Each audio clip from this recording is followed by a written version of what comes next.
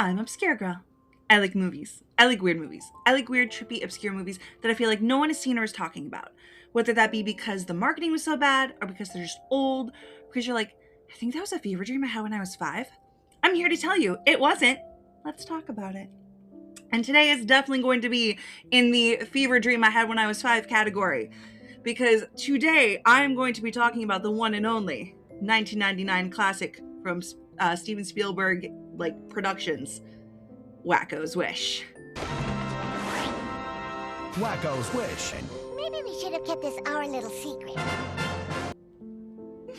What is Wakko's Wish, you might say? Well, when the Animaniacs show, which had aired for like a couple of years on Cartoon Network, Steven Spielberg was the producer of this cartoon. It was the same people that brought us Tiny Toons. They knew that their time was up, and so they decided they were going to throw everything at the wall and make a movie that was both making fun of and a tribute to Walt Disney fairy tales. There's a really good review of this on Nostalgia Critic. I'm just going to shout it out right now. They actually have the creator of Animaniacs interviewing on that. So after this one, check me out, but then check out that one because that's really good. So it's the same cast, like the full cast. And it was the last thing the Animaniacs did before their reboot in 2016. And even then, the reboot didn't have most of the cast. It was just the Warner Brothers and Warner Sister and Pinky and the Brain. So it didn't have Minnie and Buttons. It didn't have, I don't even think it had a lot of Dr. Scratch and Sniff or Hello Nurse, but it definitely didn't have Rita and Mutt, which was my favorite, 100%, because Bernadette Peters played a cat that would parody sing famous musicals in her skits. Oh, they were the best. So this is going to be a full spoiler review coming up very quickly.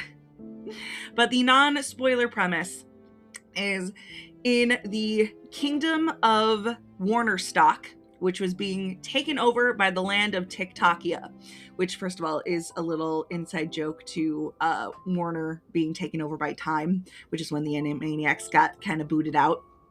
So it was the whole in-joke thing. And they were ruled over by the evil King Salazar the Pushy. And the once prosperous and happy town was turned dirt poor by the evil tax collector, which is like the head guard from the Warner studio. Yeah, the Colonel Plots. So the guard and Plots from the cartoon are the Burgermeister, the governor, tax collector, or whatever, and the constable, the head police. Yeah. And so the kingdom is dirt poor. And the Warner siblings are orphans, and Dot, the younger sister, is not doing well and needs an operation. So Wakko, basically there's a wishing star that falls to Earth, and the entire town is racing towards it to get their wish, whatever it may be, even though the evil King Salazar is trying to do everything he can to prevent them from getting to that wishing star. That is the non-spoiler premise, and we're going to get to spoilers in 3, 2, So one thing you might not have actually expected from this movie is it is in fact a musical. But the music is really interesting because they took classic compositions and operas, orchestral pieces, all this stuff, and put words to it. And I mean put words to every single note. It is super, super elaborate and crazy. And then there's even one part in the middle that there's no talking, just music, and it's almost acting out like a ballet. Like an action-filled ballet. It's really cool. And you almost don't even notice that they're talking. So this movie's kind of all over the place. Also, the hatred for mimes is strong in this one. I don't remember what it was about the 90s and us thinking that hating on mimes was the most hilarious thing out there. But it was. And we subscribed to it. And for some reason, it's still hilarious. So there's that.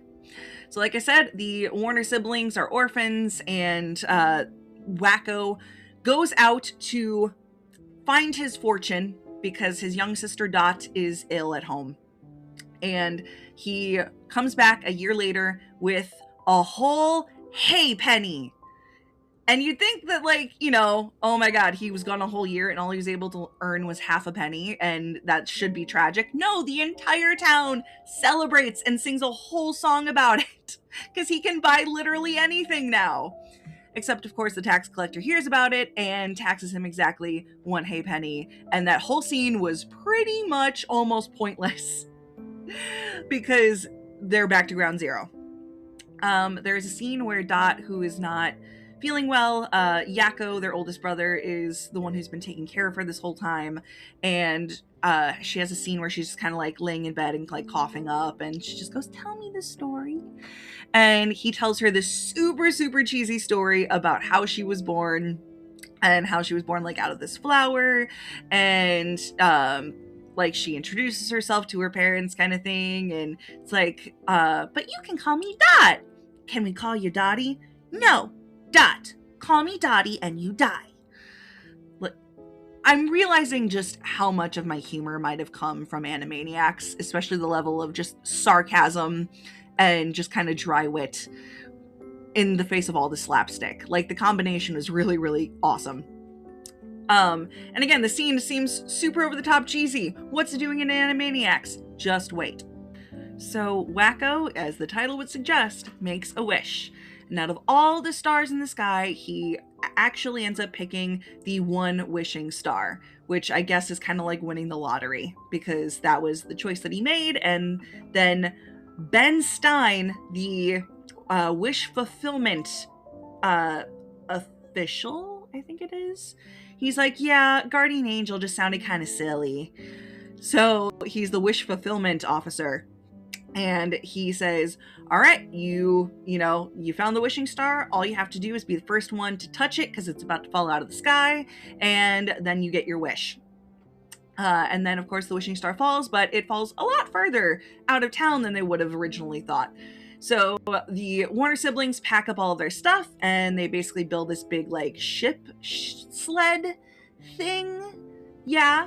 But of course end up blabbing to the whole town like, oh yeah, we're gonna go to the wishing star because the first person there to touch it gets their wish to come true. So of course now the entire town is in on trying to get their wish. And that's really the bulk of the movie. Honestly, a lot of it, the plot is very, very loose. A lot of it is in true Animaniacs fashion. It's the hijinks as they go on. It's all the different characters and all their little like jokes here and there. There's not a lot of like, if you blink, you're gonna miss something super important. You just might miss something super funny. So now we will go into basically what everyone in the cast wants, because that's really the main meat of this movie here.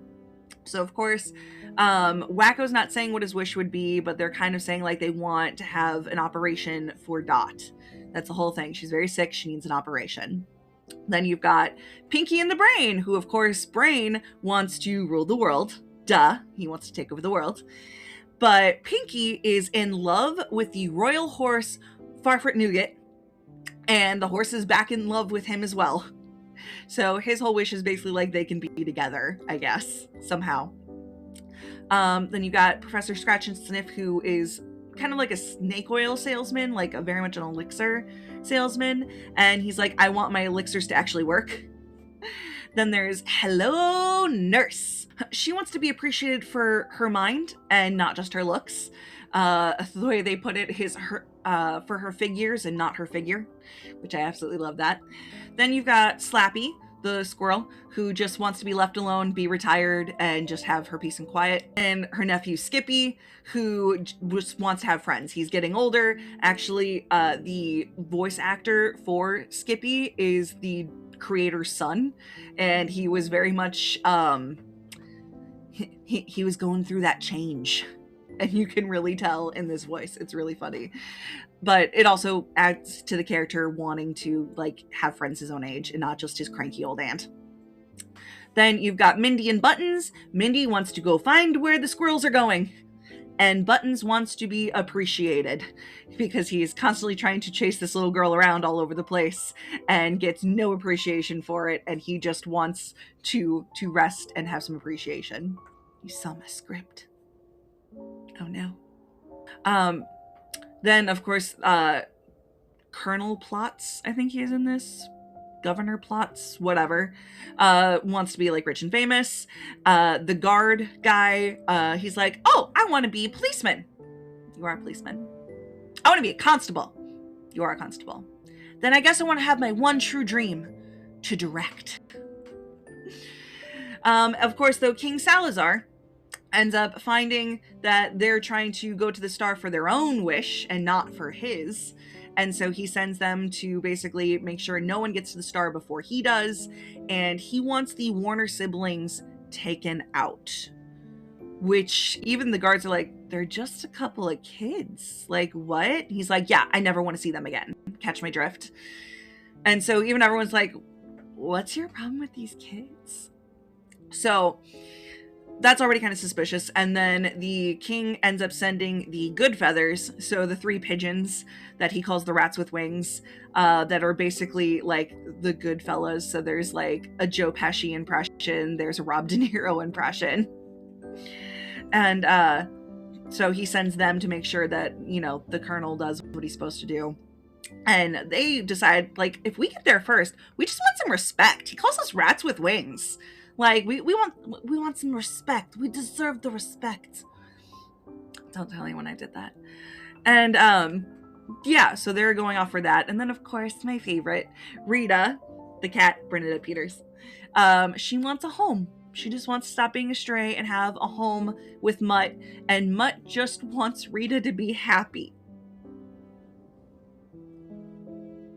It's so beautiful. Anyway. And Zoe's so cute. I love it. He's just like, definitely. Just want you to be happy. Definitely. Okay, moving on. So yeah, like the bulk of this is just all of them trying to get to the wishing star. So, and then singing about what they want when they get there. That's pretty much the majority of it. So then they finally get to the wishing star. And of course, King Salazar already has the whole thing blocked off with like a barbed wire fence and everything. His whole guard is there waiting for all of them. He immediately like tries to arrest the Warner siblings.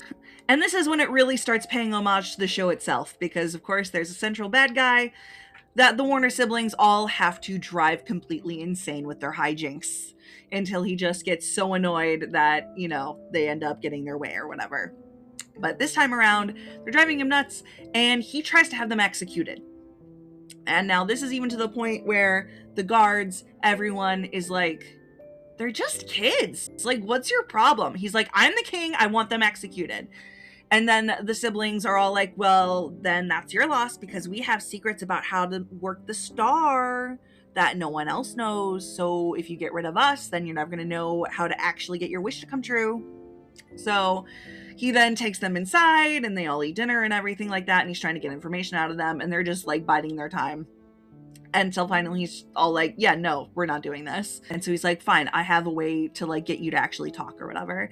And he sends them through the roller coaster of nightmares, which is all like homage to previous episodes. They go through like a truck stop bathroom filled with roaches. They go through a Barney episode.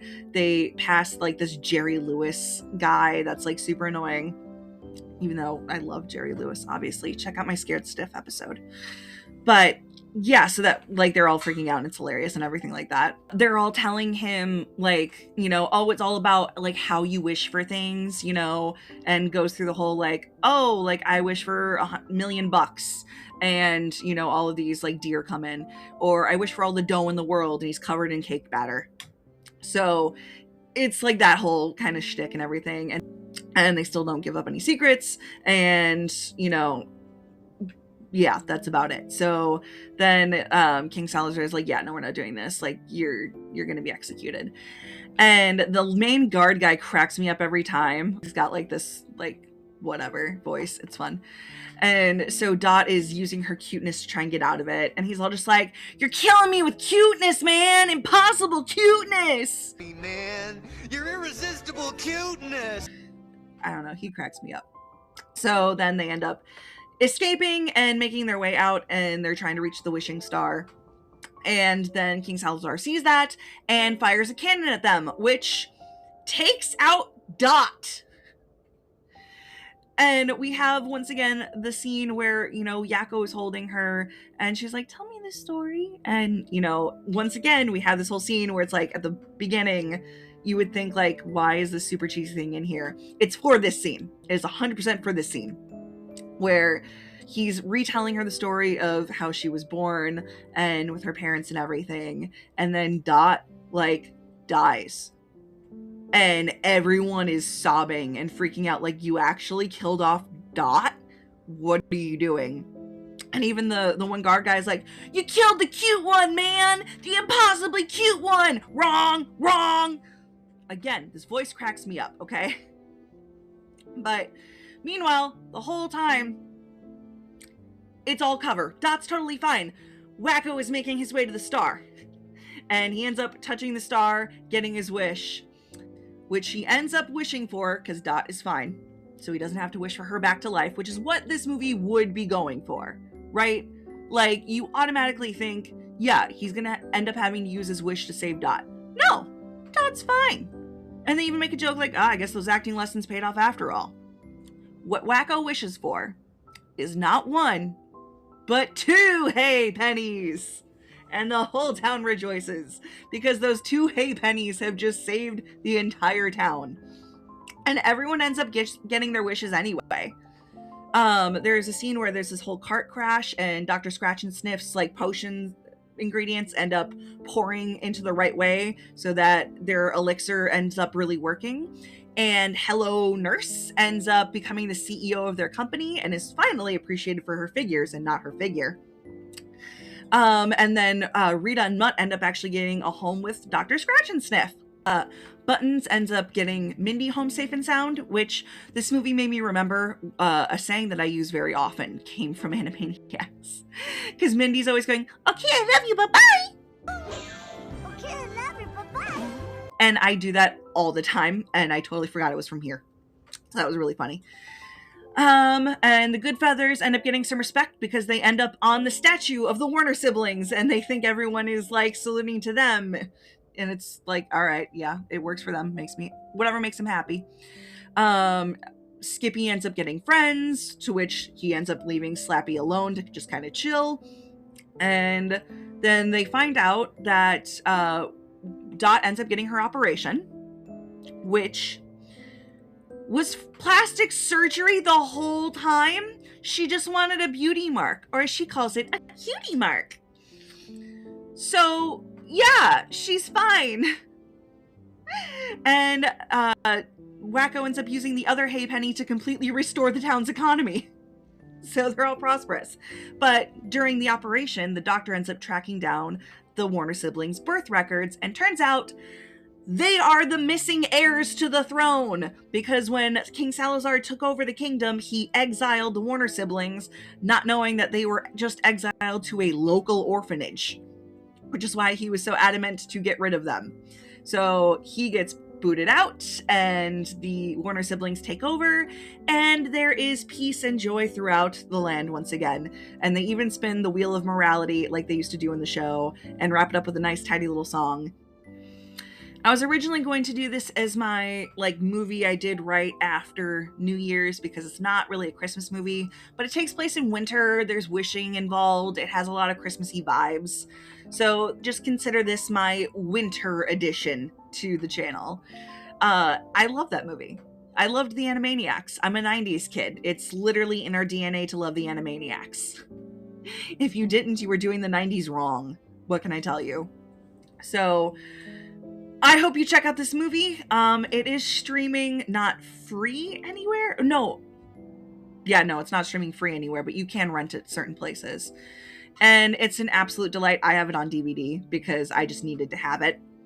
And yeah, the Animaniacs really went out with a bang, and it was really cool. Like I said earlier, check out Nostalgia Critic's review of it because it actually has interviews with the creator, and that was really cool stuff and interesting to learn. But otherwise, please check out the rest of my channel if you haven't already. Check me out on Patreon so you can help me with stuff like getting better lighting in here, which would be fantastic. and just help me get this conversation going. Please comment, share out this video to your friends if you're like, oh my god, do you remember this movie? And again, let me know if you remember this, what your favorite Animaniacs memory is, and if you end up checking out this movie, what you think of it. I want to know. Let me know. Please subscribe. It would be a huge, huge help. And yeah, so I hope you're having an excellent weekend. And I've been Obscure Girl. The rest is confetti.